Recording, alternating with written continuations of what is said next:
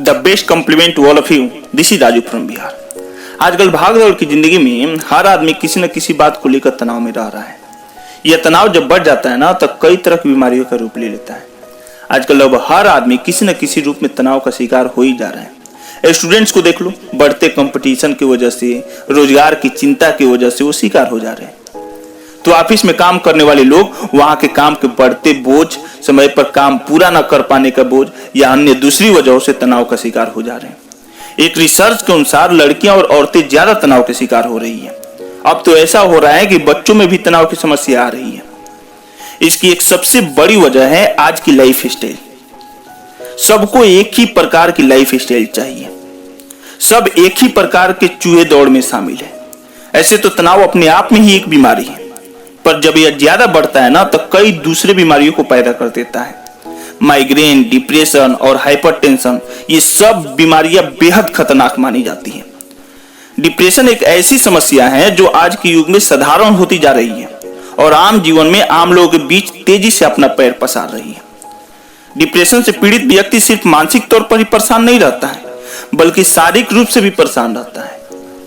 इतना ही नहीं, कभी कभी तो मैं छोटे पद से लेकर के बड़े पद तक के लोगों को जान गंवाते देखा है।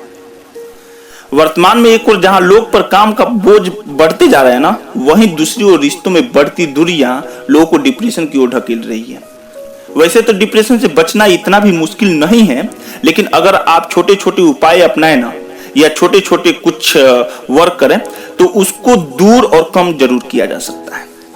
सबसे पहला काम, आप रोज व्यायाम करें। व्यायाम आपको सिर्फ शारीरिक रूप से स्वस्थ नहीं रखता है, बल्कि मानसिक रूप से भी स्वस्थ रखता है।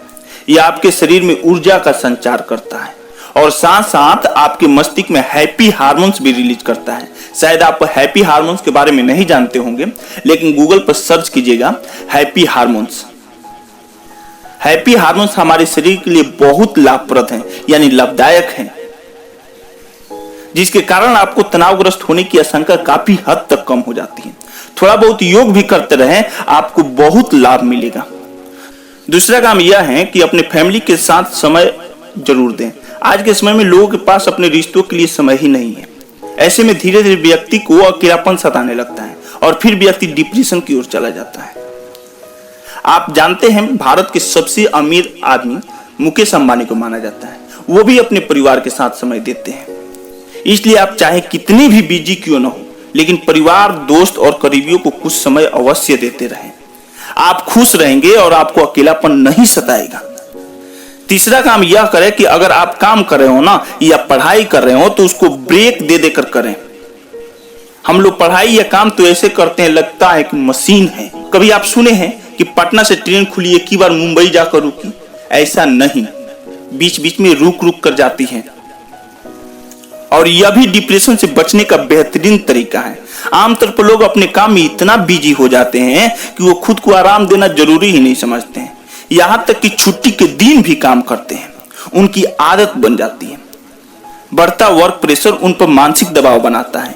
इसलिए कोशिश करें कि आप सप्ताह या 15 दिन में एक छुट्टी जरूर लें, जिससे आप खुद को पूरी तरह से मेंटली रिलैक्स ले सकें। चौथा काम और सबसे उत्तम काम, इस पर ध्यान देकर कि अपने खान पान पर ध्यान रखें। ये नहीं कि कुछ भी लेकर समेट लें। अरे यार, पेट है, खेत नहीं ना है। खाना सिर्फ पेट भरने के लिए नहीं होता है, बल्कि आपको शारीरिक और मानसिक रूप से तंदुरुस्त बनाता है। वैसे भी कहा जाता है, जैसे खाओगे अन्न वैसा ही होगा मन। इसलिए अपने खान पान पर खास ख्याल रखें। जितना हो सके हरे साग सब्जियां, मौसमी फल खाएं। इसमें मौजूद विटामिन और मिनरल से सिर्फ तन को ही नहीं बल्कि मन को भी तंदुरुस्त रखता है। तो ये सब रहा डिप्रेशन और डिप्रेशन से बचने का उपाय। और चलते चलते एक बात याद रखें, हर परिस्थितियों में खुश रहें और खुशियां बांटते रहें। Thank you.